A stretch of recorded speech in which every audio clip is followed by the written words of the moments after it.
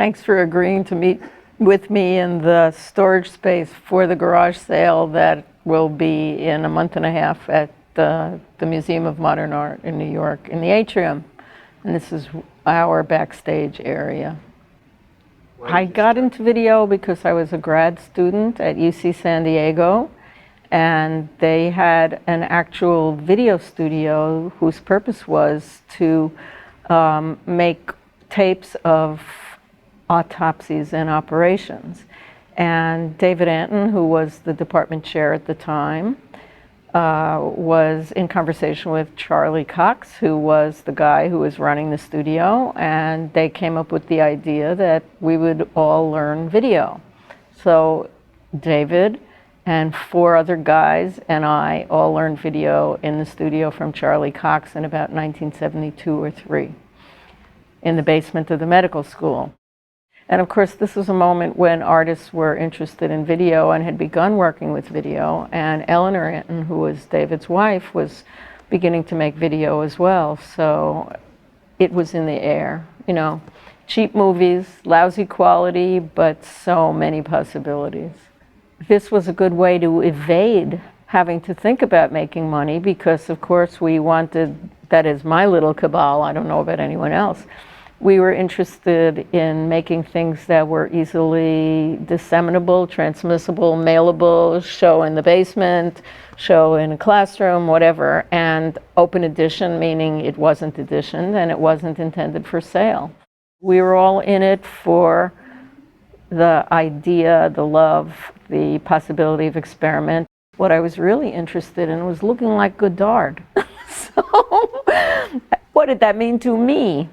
It meant fixed camera with very few movements. That is Godard in the Dziga Vertov moment, where the apparatus is so crudely unwieldy that it made itself visible by not doing the things that video, and more to the point, because whoever heard of video, film was supposed to do. That is to have clean cuts and fades and crossfades and edits. And in particular, I wanted to do only in-camera edits for a while, so that I really wanted to stick to the most minimal presentations possible. And Semiotics of Kitchen was built around a single zoom out at the end. Fixed camera, zoom out. It was an idea I got walking down the street on the Bowery and just thinking, oh, words, things, women, images, kitchen, where can I get a kitchen? I need an alphabet. I'm going to call it semiotics, but it's going to be a vocabulary.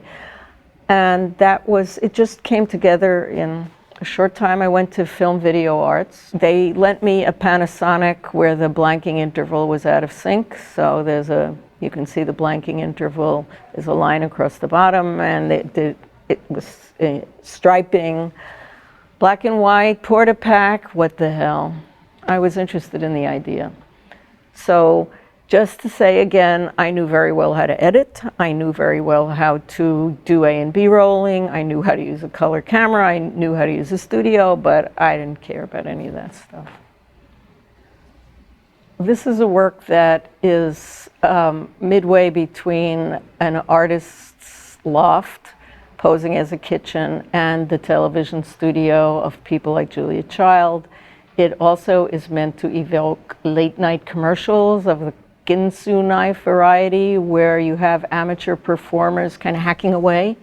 And it's a deadpan comedy, New York style. Even though I was, in fact, a California artist at the time, it was made in New York, in the loft of an artist, and it was intended to look like some kind of strange set with a strange woman doing strange things that hopefully would make you laugh.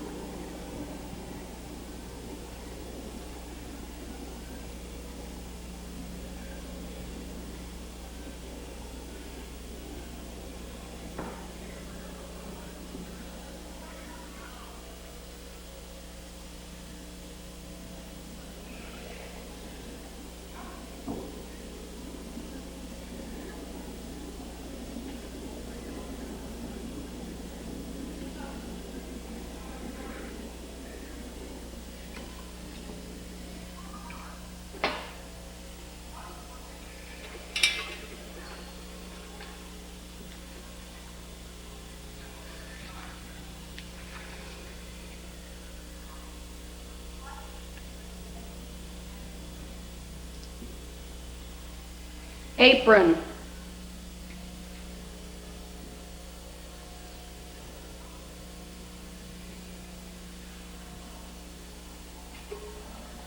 bowl,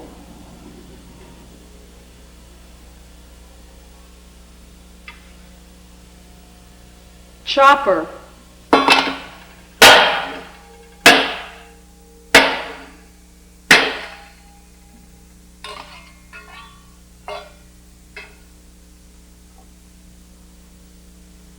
dish,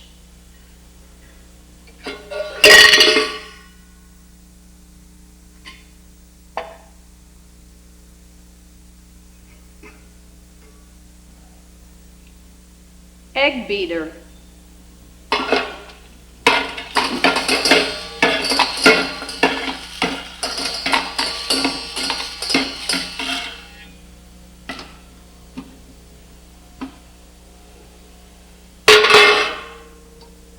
fork,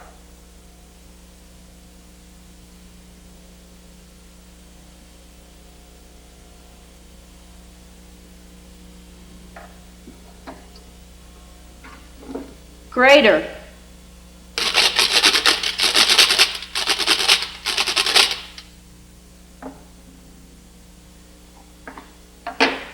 hamburger press,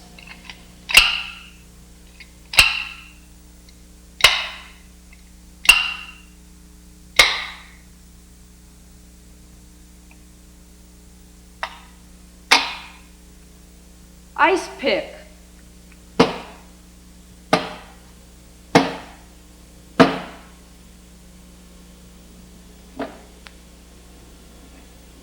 juicer,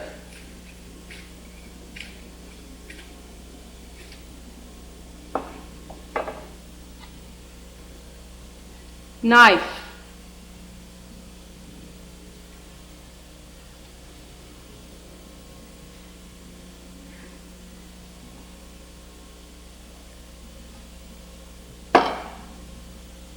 ladle,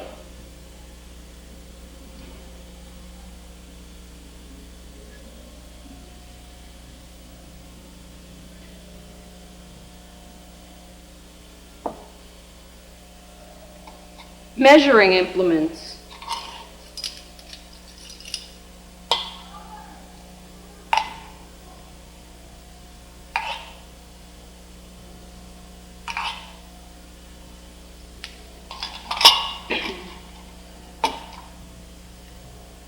nutcracker,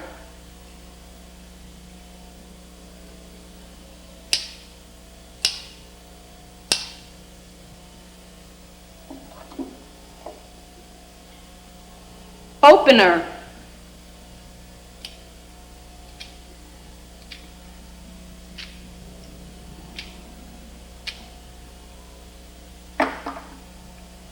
pan,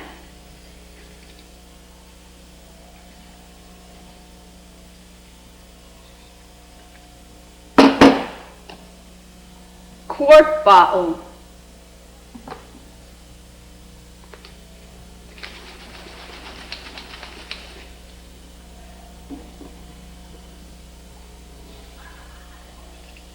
rolling pin,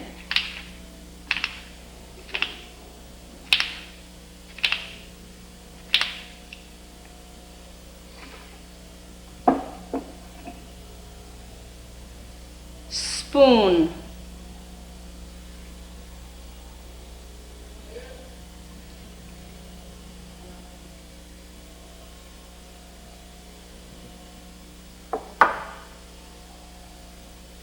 tenderizer,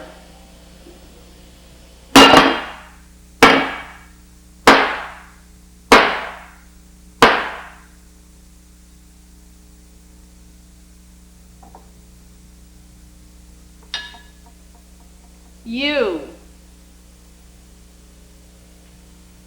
V, W, X, Y,